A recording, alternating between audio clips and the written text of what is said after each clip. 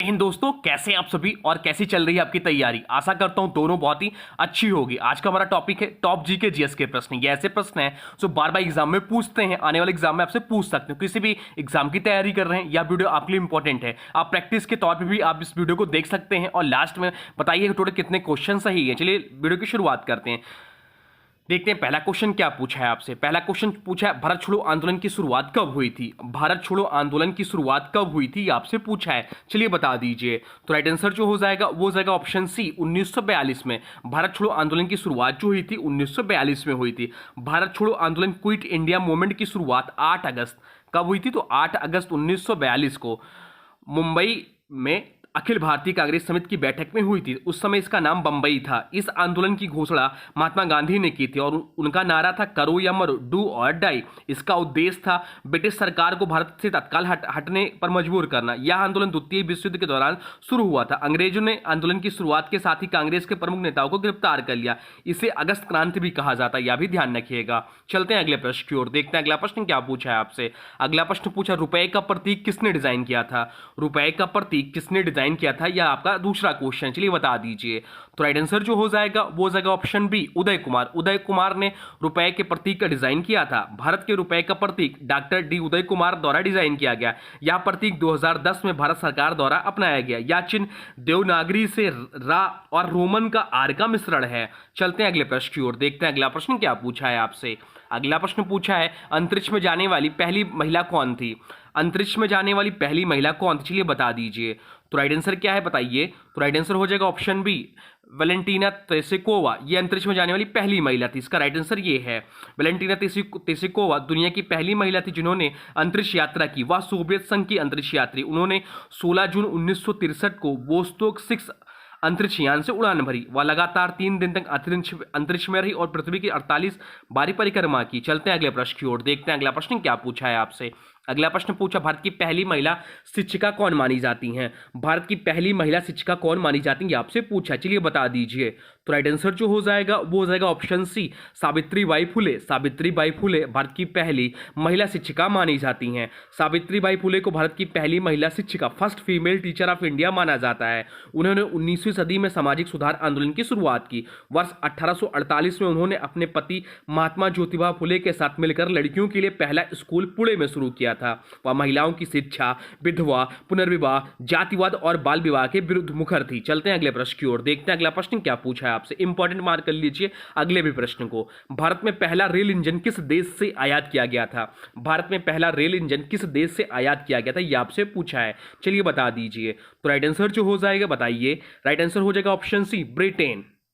भारत ने पहला rail engine Britain से आयात किया था। यह इंजन थॉमसन कंपनी द्वारा ब्रिटेन में बनाया गया था। कौन सी कंपनी द्वारा, तो थॉमसन कंपनी द्वारा बनाया गया था। इसे भारत लाकर 16 अप्रैल 1853 को पहली रेलगाड़ी चलाई गई जो मुंबई बोरीबंदर से ठाणे तक 34 किलोमीटर की दूरी तय करती थी। इस ट्रेन को 3 इंजन खींच रहे थे, सुल्तान, सिंध और साहिब। चलते हैं अगले प्रश्न की ओर। देखते हैं अगला प्रश्न क्या पूछा है आपसे। अगला प्रश्न पूछा दांडी यात्रा की शुरुआत गांधी जी ने कब और कहां से की थी। दांडी यात्रा की शुरुआत गांधी जी ने कब और कहां से की थी, या प्रश्न है। चलिए राइट आंसर बता दीजिए। तो राइट आंसर जो हो जाएगा वो हो जाएगा ऑप्शन है 12 मार्च 1930 को साबरमती से। राइट आंसर हो जाएगा ऑप्शन है। दांडी यात्रा जिसे नमक सत्याग्रह भी कहा जाता है की शुरुआत महात्मा गांधी ने 12 मार्च 1930 को साबरमती आश्रम अहमदाबाद से की थी। यह यात्रा नमक कानून के विरोध में थी। पूछ सकता है कि दांडी यात्रा किसके विरोध में थी, तो कानून यात्रा नमक कानून के विरोध में थी जो ब्रिटिश सरकार ने भारतीयों पर थोपा था। गांधी जी ने 78 सत्याग्रहियों के साथ 240 किलोमीटर की पद यात्रा की और 6 अप्रैल 1930 को गुजरात के दांडी गांव में समुद्र से नमक बनाकर ब्रिटिश कानून का उल्लंघन किया। चलते हैं अगले प्रश्न की ओर। देखते हैं अगला प्रश्न क्या पूछा है आपसे। अगला प्रश्न पूछा भारत में सर्वाधिक बार राष्ट्रपति शासन किस राज्य में लगा है। भारत में सर्वाधिक बार राष्ट्रपति शासन किस राज्य में लगा है, यह आपका प्रश्न है। चलिए बता दीजिए। तो राइट आंसर जो हो जाएगा वो हो जाएगा ऑप्शन सी, मणिपुर। भारत में राष्ट्रपति शासन का सर्वाधिक बार प्रयोग पूर्वोत्तर राज्य मणिपुर में किया गया है। मणिपुर में अब तक 10 से अधिक बार राष्ट्रपति शासन लगाया जा चुका है। इसके पीछे का कारण है राजनीतिक अस्थिरता, सरकार का बहुमत खो देना, कानून व्यवस्था की विफलता। राष्ट्रपति शासन कब लगाया जाता, तो भारतीय संविधान के अनुच्छेद 356 के तहत जब किसी राज्य में संविधान के अनुसार शासन नहीं चल सकता तब राष्ट्रपति शासन लागू किया जाता है। चलते हैं अगले प्रश्न की ओर, देखते हैं अगला प्रश्न क्या पूछा है आपसे। अगला प्रश्न भी इंपॉर्टेंट मार्क कर लीजिए। भारत में सबसे पहला डाक टिकट कब जारी किया गया था? भारत में सबसे पहला डाक टिकट कब जारी किया गया था या पूछा है, चलिए बता दीजिए। तो राइट आंसर जो हो जाएगा वो हो जाएगा ऑप्शन है 1854 में। भारत में सबसे पहला डाक टिकट 1 जुलाई 1854 को जारी किया था। यह टिकट ब्रिटिश भारत सरकार द्वारा जारी किया गया था। इसे कहा जाता सिंध डाक या टिकट सिंध क्षेत्र में प्रयोग में लाया गया, जो आज पाकिस्तान में है। बाद में उसी वर्ष फोर अन्ना नामक रंगीन टिकट जारी हुआ, जिसे रानी विक्टोरिया की तस्वीर छपी थी जिसमें। चलते हैं अगले प्रश्न की ओर, देखते हैं अगला प्रश्न क्या पूछा है आपसे। अगला प्रश्न भी इंपॉर्टेंट मान लीजिए, बहुत इंपॉर्टेंट है, ध्यान से सुनिएगा भी। विश्व पर्यटन दिवस कब मनाया जाता है? विश्व पर्यटन दिवस कब मनाया जाता है यह आपसे पूछा है, चलिए बता दीजिए। तो राइट आंसर जो हो जाएगा वो हो जाएगा ऑप्शन भी 27 सितंबर। 27 सितंबर को विश्व पर्यटन दिवस मनाया जाता है। बात करें सितंबर माह की, तो चलिए सितंबर माह के महत्वपूर्ण दिवसों को जान लेते हैं। 5 सितंबर को मनाया जाता है शिक्षक दिवस। 8 सितंबर को मनाया जाता है अंतर्राष्ट्रीय साक्षरता दिवस। 14 सितंबर को हिंदी दिवस मनाया जाता है। तो 15 सितंबर को अभियंता दिवस मनाया जाता है विश्व सरैया की जयंती पर। 16 सितंबर को विश्व ओजोन दिवस मनाया जाता है, इंपॉर्टेंट है यह। 21 सितंबर को अंतर्राष्ट्रीय शांति दिवस मनाया जाता है। 26 सितंबर को विश्व पर्यावरण स्वास्थ्य दिवस मनाया जाता है। 27 सितंबर को विश्व पर्यटन दिवस मनाया जाता है।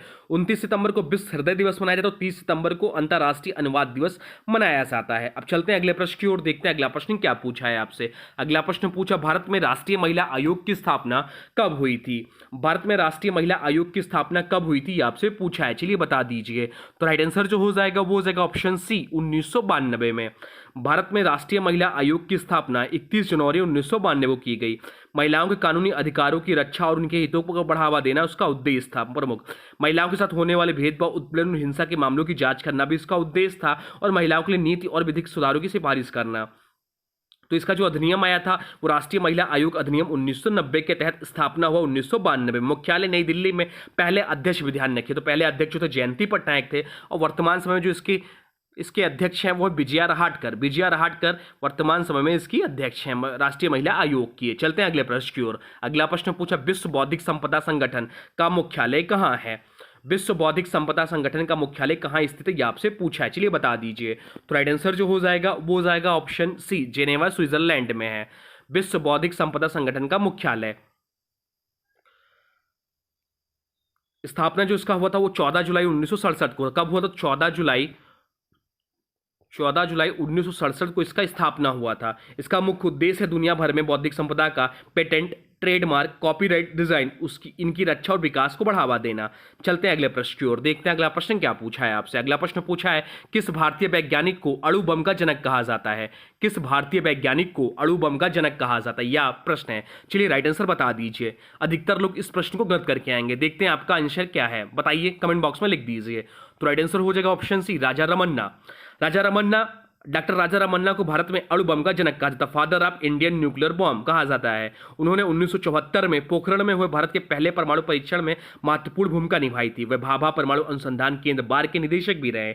उन्होंने भारत के परमाणु कार्यक्रम को वैज्ञानिक और सामरिक दोनों दृष्टिकोण से मजबूत किया। चलते हैं अगले प्रश्न की ओर, देखते हैं अगला प्रश्न क्या पूछा है आपसे। अगला प्रश्न पूछा है, भारत के प्रथम अंतरिक्ष यात्री राकेश शर्मा ने कौन सा मिशन उड़ाया था? भारत के प्रथम अंतरिक्ष यात्री राकेश शर्मा, तो ये भारत के प्रथम अंतरिक्ष यात्री हैं, इन्होंने कौन सा मिशन उड़ाया था यह पूछा है आपसे। तो राइट आंसर जो हो जाएगा वो जाएगा ऑप्शन बी सोयूज T11 उड़ाया था। भारत के प्रथम अंतरिक्ष यात्री विंग कमांडर राकेश शर्मा ने सोवियत संघ के अंतरिक्ष मिशन सोयूज T11 के माध्यम से अंतरिक्ष यात्रा की थी। मिशन का नाम था सोयूज T11। तिथि थी 2 अप्रैल 1984। साझेदारी थी भारत और सोवियत संघ USSR का। अंतरिक्ष में समय लगा लगभग 7 घंटे। अंतरिक्ष में समय लगभग 7 दिन 21 घंटे। उन्होंने प्रधानमंत्री इंदिरा गांधी के भारत अंतरिक्ष में कैसा दिखता है के प्रश्न पर उत्तर दिया था, सारे जहां से अच्छा।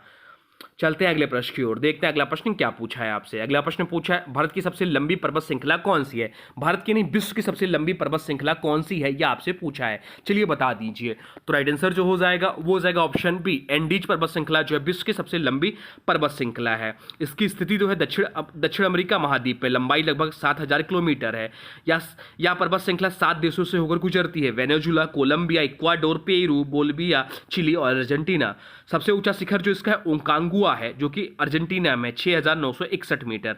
चलते हैं अगले प्रश्न की ओर, देखते हैं अगला प्रश्न क्या पूछा है आपसे। अगला प्रश्न पूछा है, भारत के संविधान में सामान्य कार्य के लिए सामान्य वेतन का प्रावधान कहाँ है? भारत के संविधान में समान कार्य के लिए समान वेतन का प्रावधान कहाँ है, चलिए बता दीजिए। तो राइट आंसर जो हो जाएगा वो हो जाएगा ऑप्शन सी, अनुच्छेद 39D में। भारत के संविधान में समान कार्य के लिए समान वेतन का प्रावधान अनुच्छेद 39D के तहत किया गया। यह अनुच्छेद राज्य के नीति निर्देशक तत्वों का हिस्सा है। अनुच्छेद 39D कहता है पुरुषों और महिलाओं को समान कार्य के लिए समान वेतन सुनिश्चित किया जाए। यह न्यायिक रूप से बाध्यकारी नहीं परंतु नीति निर्देशक है। भारत के सर्वोच्च न्यायालय ने कई फैसलों में इसे मौलिक अधिकारों से जोड़ते हुए लागू किया। चलते हैं अगले प्रश्न की ओर, देखते हैं अगला प्रश्न क्या पूछा है आपसे। अगला प्रश्न पूछा, भारत में पहली बार गणतंत्र दिवस परेड कब आयोजित हुआ था। भारत में पहली बार गणतंत्र दिवस परेड कब आयोजित, चलिए बता दीजिए। राइट आंसर देखते हैं आपकी तैयारी कैसी है, राइट आंसर बता दीजिए। तो राइट आंसर जो हो जाएगा वो हो जाएगा ऑप्शन बी, ऑप्शन सी, 26 जनवरी 1951 को। भारत में पहली बार गणतंत्र दिवस परेड 26 जनवरी 1950 को आयोजित की गई थी। सॉरी, इस प्रश्न का राइट आंसर हो जाएगा ऑप्शन बी, 26 जनवरी 1950 को आयोजित की गई थी। 26 जनवरी 1950 को भारत में पहली बार गणतंत्र दिवस परेड आयोजित की गई थी, जिस दिन भारतीय संविधान लागू हुआ था और भारत एक गणराज्य बना। स्थान कौन सा था, तो स्थान भी पूछ लेता है। तो पहली गणतंत्र दिवस परेड इरविन स्टेडियम, अब नेशनल स्टेडियम, दिल्ली में हुई थी। मुख्य अतिथि थे इंडोनेशिया के राष्ट्रपति डॉक्टर सुकर्लो। मुख्य कार्यक्रम था संविधान लागू होने की घोषणा, राष्ट्रपति द्वारा झंडा फहराना, परेड, सांस्कृतिक कार्यक्रम। तो भारत में पहली बार गणतंत्र दिवस परेड कब आयोजित हुआ था, तो 26 जनवरी 1950 को आयोजित हुआ था। चलते हैं अगले प्रश्न की ओर, देखते हैं अगला प्रश्न क्या पूछा है आपसे। अगला प्रश्न पूछा है, भारतीय संविधान के अनुसार किस अनुच्छेद में राष्ट्रपति को माफी की शक्ति दी गई है। भारतीय संविधान के अनुसार किस अनुच्छेद में राष्ट्रपति को माफी की शक्ति दी गई है। तो राइट आंसर हो जाएगा ऑप्शन बी, अनुच्छेद 72 में। भारतीय संविधान का अनुच्छेद 72 राष्ट्रपति को दया याचिका और माफी देने की शक्ति प्रदान करता है। अनुच्छेद 72 राष्ट्रपति की क्षमादान शक्ति है। राष्ट्रपति को निम्नलिखित मामलों में दया का अधिकार है। मृत्युदंड के मामलों में, केंद्र सरकार के अधीन अपराधों में, सैन्य न्यायालयों द्वारा किए गए अपने निर्णय में। राष्ट्रपति क्या कर सकता है, राष्ट्रपति इन मामलों में पूर्ण माफी कर सकता है, सजा को बदल सकता है, सजा को कम कर सकता है, अस्थायी राहत दे सकता है, फांसी पर रोक भी लगा सकता है। बाकी ऑप्शन में दिया अनुच्छेद 356, तो अनुच्छेद 356 जो राज्य में राष्ट्रपति शासन से संबंधित है। अनुच्छेद 368 संविधान संशोधन की प्रक्रिया है। अनुच्छेद 75 जो है मंत्रिपरिषद की नियुक्ति व पदधारण की शर्तें हैं। चलते हैं अगले प्रश्न की ओर, देखते हैं अगला प्रश्न क्या पूछा है आपसे। अगला प्रश्न पूछा है, पर्यावरण संरक्षण अधिनियम भारत में कब पारित हुआ था। पर्यावरण संरक्षण अधिनियम भारत में कब पारित हुआ था, यह आपसे पूछा है, चलिए बता दीजिए। तो राइट आंसर जो हो जाएगा वो हो जाएगा ऑप्शन बी, 1986। भारत में पर्यावरण संरक्षण अधिनियम वर्ष 1986 में पारित किया गया था। यह अधिनियम 1984 की भोपाल गैस त्रासदी के बाद पर्यावरणीय सुरक्षा की आवश्यकता को ध्यान में रखते हुए लाया गया था। अधिनियम का नाम था पर्यावरण संरक्षण अधिनियम 1986। लागू होने की तिथि 19 नवंबर 1986। उद्देश्य था पर्यावरण की रक्षा और सुधार तथा पर्यावरणीय खतरों को रोकना। चलते हैं अगले प्रश्न की ओर, देखते हैं अगला प्रश्न क्या पूछा है आपसे। अगला प्रश्न पूछा है, किस राज्य में गोकक आंदोलन हुआ था। किस राज्य में गोकक आंदोलन हुआ था, यह आपसे पूछा है, चलिए बता दीजिए। तो राइट आंसर हो जाएगा ऑप्शन सी, कर्नाटक राज्य में। गोकक आंदोलन कर्नाटक राज्य में 1980 के दशक में हुआ था। एक भाषा आधारित आंदोलन था। इसका मुख्य उद्देश्य था कन्नड़ भाषा को प्राथमिक शिक्षा में प्रथम भाषा के रूप में मान्यता दिलाना। अब चलते हैं अगले प्रश्न की ओर, देखते हैं अगला प्रश्न क्या पूछा है आपसे। अगला प्रश्न पूछा है, किस यंत्र द्वारा भूकंप की तीव्रता मापी जाती है। किस यंत्र द्वारा भूकंप की तीव्रता मापी जाती है, चलिए बता दीजिए। तो राइट आंसर जो हो जाएगा वो हो जाएगा ऑप्शन सी, सेस्मोग्राफ द्वारा। सेस्मोग्राफ द्वारा भूकंप की तीव्रता मापी जाती है। सेस्मोग्राफ वह यंत्र है जिसका उपयोग भूकंप की तीव्रता और गति को मापने के लिए किया जाता है। सेस्मोग्राफ भूकंपीय तरंगों की रिकॉर्ड करता है। ये तरंगे पृथ्वी के अंदर प्लेटों की गति से उत्पन्न होती हैं। इसका रिकॉर्ड सेस्मोग्राफ कहलाता है। रिएक्टर स्केल पर भूकंप की तीव्रता मापी जाती है। अन्य ऑप्शनों की बात करें तो बोरोमीटर वायुदाब मापने के लिए प्रयोग किया जाता है। हाइड्रोमीटर तरल की संघनता मापने के लिए किया जाता है। ऑडियोमीटर सुनने की क्षमता मापने के लिए। चलते हैं अगले प्रश्न की ओर, देखते हैं अगला प्रश्न क्या पूछा है आपसे। अगला प्रश्न पूछा, निम्नलिखित में से कौन सा एक यंत्र मोनोटॉक्सिक गैस है। निम्नलिखित में से कौन सा एकमात्र मोनोटॉक्सिक गैस है, यह पूछा है आपसे। तो राइट आंसर जो हो जाएगा वो हो जाएगा ऑप्शन सी, कार्बन मोनोऑक्साइड जो है एकमात्र मोनोटॉक्सिक गैस है। कार्बन मोनोऑक्साइड जिसे CO बोलते हैं, एकमात्र ऐसी गैस है जिसे आमतौर पर मोनोटॉक्सिक गैस कहा जाता है, क्योंकि यह केवल एक प्रकार का अणु होने के बावजूद अत्यंत विषैली होती है।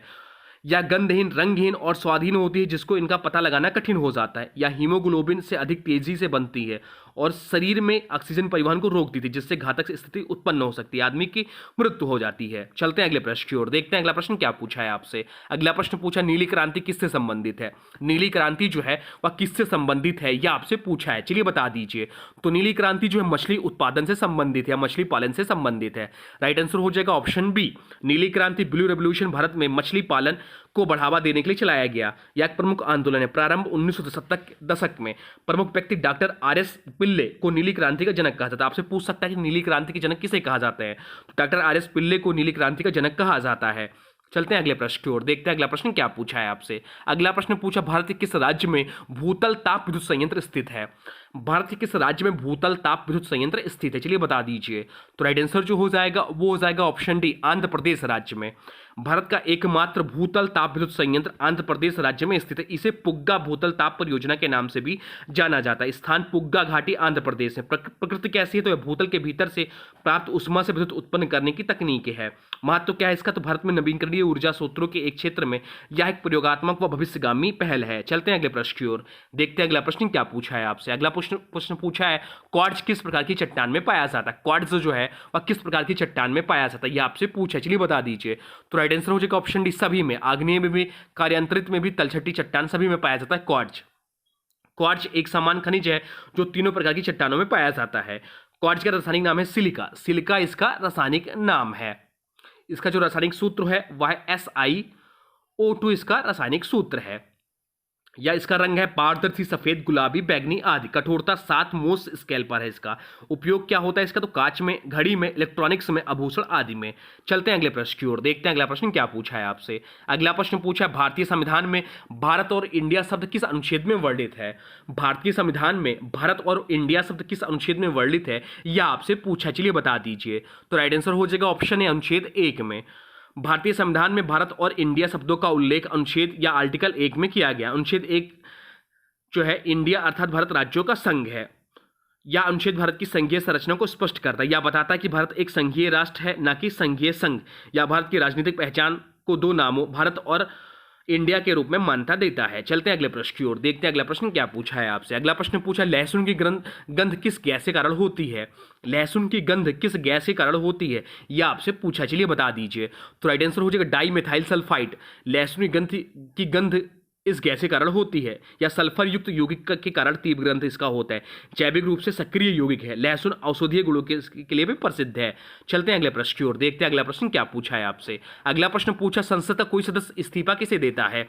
संसद का कोई सदस्य इस्तीफा किसे देता है, यह आपसे पूछा है, इंपॉर्टेंट प्रश्न है। तो राइट आंसर हो जाएगा ऑप्शन डी, सदन के अध्यक्ष या सभापति को। सदन के अध्यक्ष या सभापति को संसद का कोई सदस्य इस्तीफा देता है। लोकसभा सदस्य जो है अध्यक्ष को देते हैं, लोकसभा अध्यक्ष को इस्तीफा देते हैं, और राज्यसभा सदस्य जो देते हैं उपराष्ट्रपति को देते हैं। इस्तीफा स्वेच्छा से देना आवश्यक है। चलते हैं अगले प्रश्न की ओर, देखते हैं अगला प्रश्न क्या पूछा है आपसे। अगला प्रश्न पूछा, भारत में मालवा पठार कहाँ स्थित है। भारत में मालवा पठार कहाँ स्थित है, यह आपसे पूछा है, चलिए बता दीजिए। तो राइट आंसर जो हो जाएगा वो हो जाएगा ऑप्शन सी, मध्य प्रदेश में स्थित है मालवा पठार। मध्य प्रदेश की राजधानी भोपाल है। मालवा पठार भारत के मध्य भाग, विशेषकर मध्य प्रदेश राज्य में स्थित है। एक प्रमुख पठारी क्षेत्र है। नर्मदा और ताप्ती के बीच में फैला हुआ है। चलते हैं अगले प्रश्न की ओर, देखते हैं अगला प्रश्न क्या पूछा है आपसे। अगला प्रश्न पूछा है, भारत में सबसे ऊंचाई पर स्थित रेलवे स्टेशन कौन सा है। भारत में सबसे ऊंचाई पर स्थित रेलवे स्टेशन कौन सा है, यह आपसे पूछा है, चलिए बता दीजिए। तो राइट आंसर हो जाएगा ऑप्शन डी, न्यू सिनगाल। न्यू सिनगाल रेलवे स्टेशन जो है या भारत में सबसे ऊंचाई पर स्थित रेलवे स्टेशन है। न्यू सिनगाल रेलवे स्टेशन भारत का सबसे ऊंचाई पर स्थित रेलवे स्टेशन है। इसका जो स्थान है वो लद्दाख उत्तर प्रदेश में। रेल परियोजना बिलासपुर लेह रेलवे लाइन है जो कि निर्माणाधीन है, भी चल रहा है। ऊंचाई लगभग 3600 मीटर, लगभग 11,811 फीट पर है। यह स्टेशन विश्व के सबसे ऊंचाई पर स्थित स्टेशनों में से एक होगा। चलते हैं अगले प्रश्न की ओर। अगला प्रश्न भी इंपॉर्टेंट मार्क कर लीजिए। भारत में उपभोक्ता संरक्षण अधिनियम कब लागू हुआ था। भारत में उपभोक्ता संरक्षण अधिनियम कब लागू हुआ था, यह आपसे पूछा है, चलिए बता दीजिए। तो राइट आंसर जो हो जाएगा वो हो जाएगा ऑप्शन बी, 1986 में। भारत में उपभोक्ता संरक्षण अधिनियम, कंज्यूमर प्रोटेक्शन एक्ट, वर्ष 1986 में लागू हुआ था, जिसका उद्देश्य था उपभोक्ताओं के अधिकारों की सुरक्षा करना, शोषण व धोखाधड़ी से उपभोक्ताओं को बचाना, उपभोक्ता विवाद निवारण मंच की स्थापना करना। यह जो लागू हुआ 24 दिसंबर 1986 को। यह अधिनियम उपभोक्ताओं को 6 अधिकार प्रदान करता है, जैसे सुरक्षा का अधिकार, जानकारी का अधिकार, चुनाव का अधिकार, सुनवाई का अधिकार, क्षतिपूर्ति का अधिकार, उपभोक्ता शिक्षा का अधिकार। 2020 में इसका नया संस्करण लागू किया, जिसे उपभोक्ता संरक्षण अधिनियम 2019 कहते हैं। तो ये रहे टॉप 30 जीके जीएस के प्रश्न। अब आज की वीडियो से प्रश्न है, इसका राइट आंसर आप लोगों को कमेंट बॉक्स में बताना है। आज की वीडियो से प्रश्न है, किस यंत्र द्वारा भूकंप की तीव्रता मापी जाती है? किस यंत्र द्वारा भूकंप की तीव्रता मापी जाती है, यह आज का प्रश्न है। इसका राइट आंसर आप लोगों को कमेंट बॉक्स में बताना है और वीडियो कैसा लगा इसके बारे में भी जरूर बताइएगा। और हाँ, देखिए अभी तक आपने वीडियो को लाइक नहीं किया है तो प्लीज वीडियो को लाइक कर दीजिए, वीडियो को शेयर कर दीजिए और चैनल पर नए चैनल को सब्सक्राइब भी कर लीजिए। तो चलिए मिलते हैं एक नए वीडियो में, तब तक के लिए thanks for watching railway exam target. For more update please subscribe railway exam target channel को।